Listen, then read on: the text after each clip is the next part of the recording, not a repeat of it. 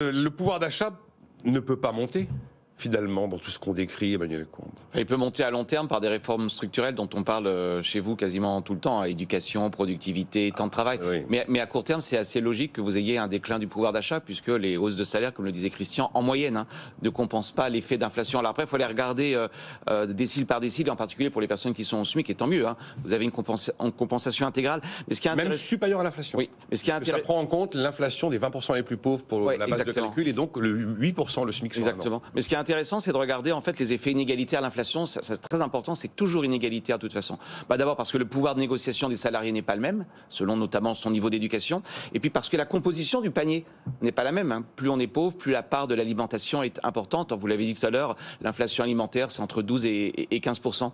Et ce qui est intéressant, c'est d'aller regarder les effets cette fois-ci sur la manière de consommer. Et on voit déjà apparaître depuis plusieurs mois au moins 3 ou 4 changements. Déjà un changement de marque. Les ménages arbitrent entre les marques de fabricants au profit de ce qu'on appelle les MDD, les marques de distributeurs, qui font un carton dans les supermarchés. Regardez le plan de Carrefour qui a été annoncé, c'est un plan de fin d'abondance, très franchement. Bon, je ne parle même pas de la crise du bio pour d'autres raisons. Ensuite, vous avez un arbitrage entre enseignes, ça c'est assez intéressant, et notamment en France, vous voyez monter en puissance le, entre guillemets, hard discount, alors renommé soft discount, pour parler clair, Aldi et Lidl. Il faut bien voir qu'en France, on a toujours eu un hard discount qui a une part de marché assez limitée, un peu en dessous de 10. Et là, on voit depuis 3-4 ans, et là, ça augmente très fortement, une très forte croissance. Alors, on reste sur des chiffres de, je crois que 12%.